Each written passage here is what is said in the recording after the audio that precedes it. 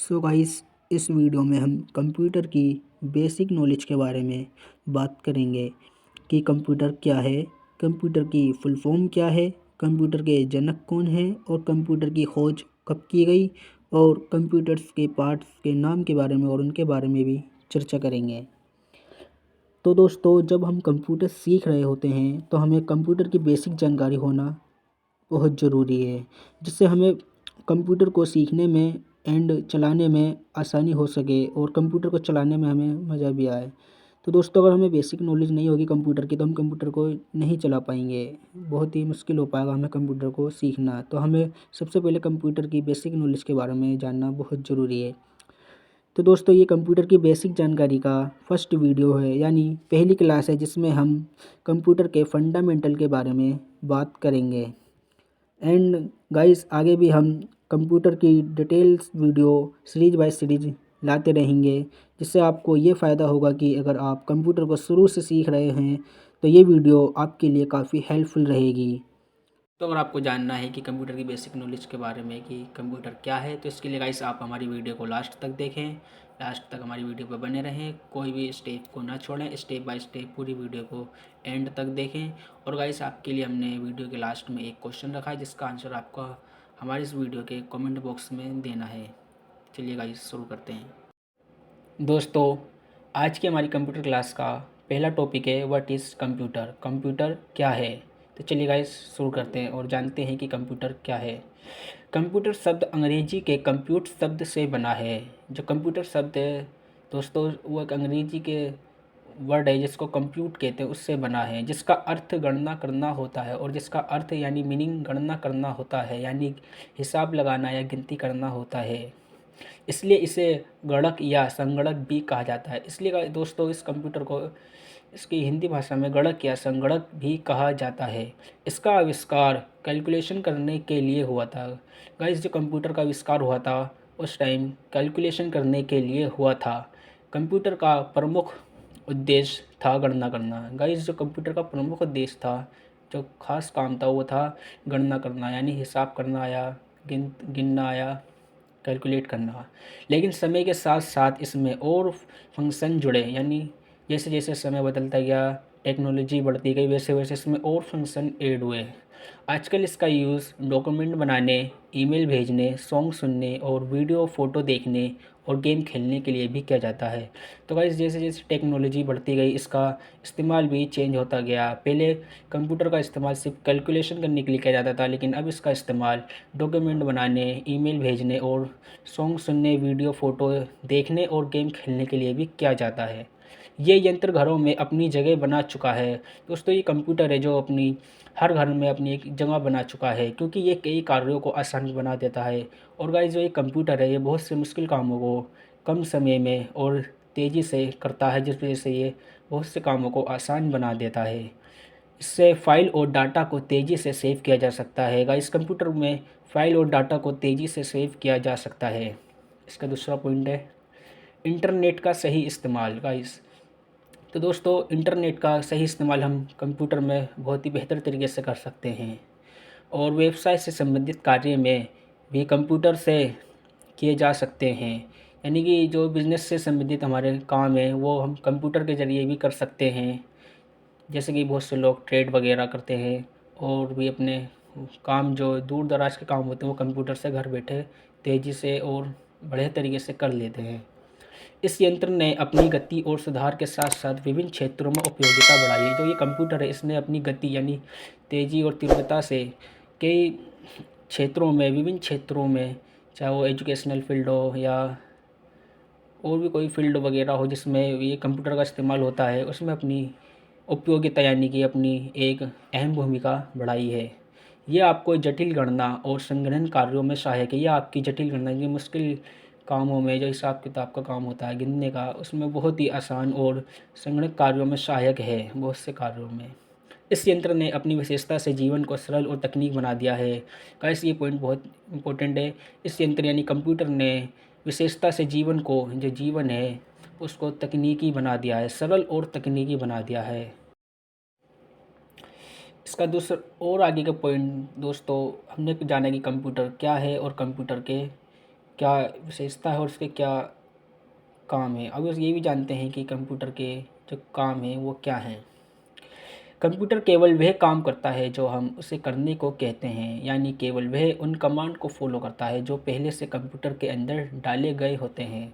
तो कंप्यूटर क्या करता है ना गाइस कि वो हमारे बताए हुए काम को ही करता है जो हम उससे करने को कहते हैं, यानी केवल वह उन कमांड को फॉलो करता है, और वो कंप्यूटर उन कमांड्स को फॉलो करता है जो पहले से ही कंप्यूटर के अंदर डाले हुए होते हैं। उसके अंदर सोचने समझने की क्षमता नहीं होती। जो गाइस कंप्यूटर है उसमें सोचने और समझने की क्षमता नहीं होती। जैसे एक मनुष्य के अंदर सोचने और समझने की क्षमता होती है, उस तरीके से कंप्यूटर में नहीं होती। कंप्यूटर को जो व्यक्ति चलाता है उसे यूज़र कहते हैं। कंप्यूटर गाइस जो कंप्यूटर को चलाता है उस व्यक्ति को यूज़र कहते हैं। और जो व्यक्ति कंप्यूटर के लिए प्रोग्राम बनाता है, और गाइस जो व्यक्ति यानी पर्सन कंप्यूटर के लिए प्रोग्राम बनाता है उसे प्रोग्रामर कहा जाता है। नेक्स्ट पॉइंट, कंप्यूटर एक इलेक्ट्रॉनिक उपकरण है। गाइस आप जानते होंगे कंप्यूटर एक इलेक्ट्रॉनिक उपकरण है क्योंकि एक बिजली से चलता है, इसमें एक करंट सप्लाई होता है, इस वजह से एक इलेक्ट्रॉनिक उपकरण है जो यूज़र की कमांड पर इनपुट को प्रोसेस करके आउटपुट में बदलता है। जो कि यूज़र की कमांड पर इनपुट को, यानी कि जब हम अपने कंप्यूटर में स्क्रीन पर कीबोर्ड या माउस से कुछ वर्क करें तो वो प्रोसेस करके यानी सीपीयू से प्रोसेस होते हुए आउटपुट में बदलता है, जो कि हमारी मॉनिटर स्क्रीन पर शो होता है हमें एक इमेज या ब्राउज़ के ज़रिए। ये गणना को सरल बनाता है और सभी आंकड़ों की गणना कर सकता है। ये गणना को यानी कि कैलकुलेशन को सरल बनाता है और सभी आंकड़ों की गणना करता है, और ये सारे आंकड़ों की गणना करता है। ये यंत्र सभी डाटा को सुरक्षित रूप से स्टोर करता है। जो ये कंप्यूटर है ये सारे डाटा को सुरक्षित रूप से स्टोर करता है, और गाइस इसमें हम डाटा को दोबारा से भी प्राप्त कर सकते हैं। सेकंड पॉइंट, आप आंकड़ों और फाइल्स को फ़ोल्डर में चेक कर सकते हैं। जो कंप्यूटर में जो भी आंकड़े होते हैं उसको हम फाइल या फ़ोल्डर में सेव करके या सेव कर रखा होता है उसे हम चेक भी कर सकते हैं और मॉडिफाई भी कर सकते हैं, यानी कि हम अपने फ़ोल्डर और फाइल्स को मॉडिफाई भी कर सकते हैं जिनमें हमने अपने आंकड़े सेव किए हुए हैं। इसके द्वारा आप चाहें तो अपने डेटा को आसानी से एक स्थान से दूसरे स्थान पर ले जा सकते हैं, यानी कि अपने डाटा को हम एक स्थान से दूसरे स्थान पर यानी कि एक फ़ोल्डर से दूसरे फ़ोल्डर में कन्वर्ट कर सकते हैं। कंप्यूटर आपको तेज़ी से और सुरक्षित से गणना करने की सुविधा प्रदान करता है, यानी कि जो कंप्यूटर आपको तेज़ी से यानी कि जल्दी करने की और सुरक्षितता यानी कि सेफ्टी के साथ गणना करने की सुविधा प्रदान करता है। ये उपकरण आपको आंकड़ों को आसानी से प्रबंधित करने का विशेष तरीका देता है, यानी कि जो कंप्यूटर है आपका आंकड़ों जो भी आपका कैलकुलेशन होता है उसे आसानी से प्रबंधित करने का विशेष तरीका देता है।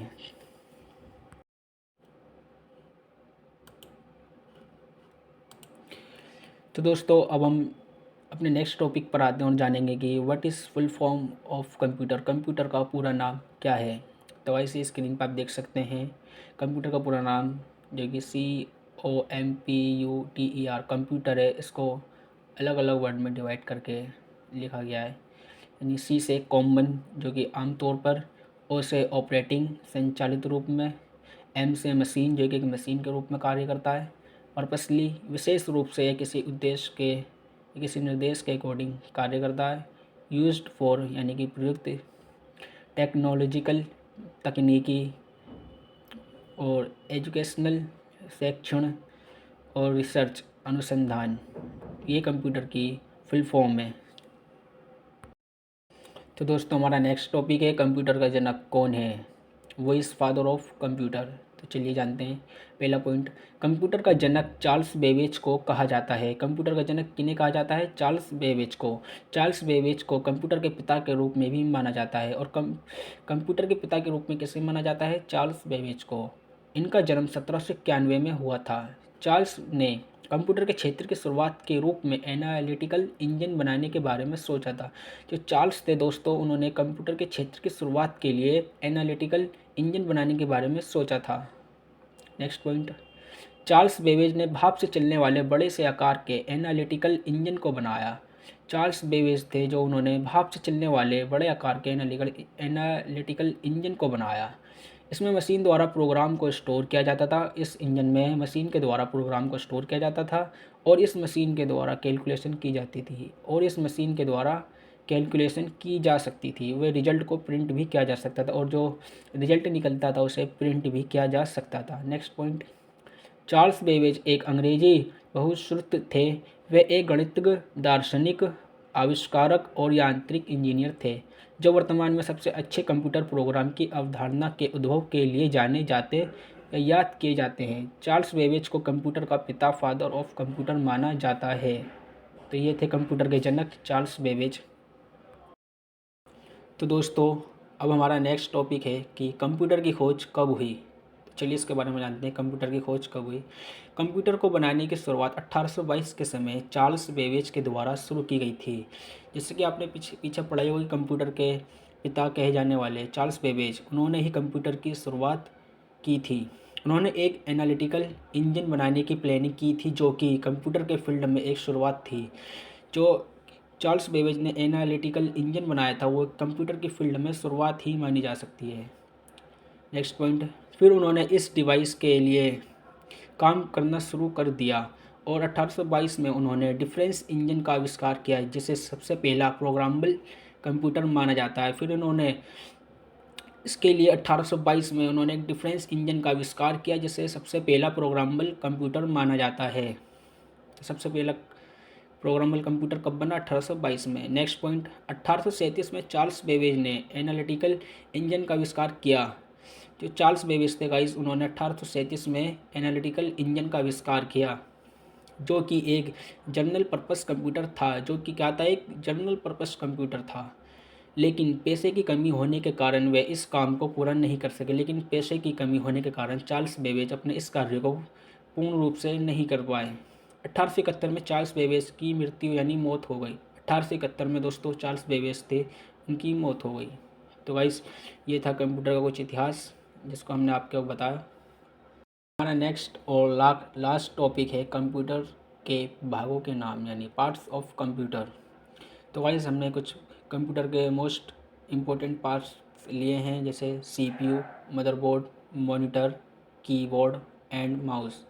और बाकी पार्ट्स के बारे में दोस्तों हम आने वाले टाइम में डिटेल वीडियो को अपने यूट्यूब चैनल पर डालेंगे जिसमें आप कंप्यूटर के सारे पार्ट्स के बारे में जान सकते हैं। तो कुछ अभी खास पार्ट्स के बारे में जानते हैं जिनमें सबसे पहला है सीपीयू यानी सेंट्रल प्रोसेसिंग यूनिट।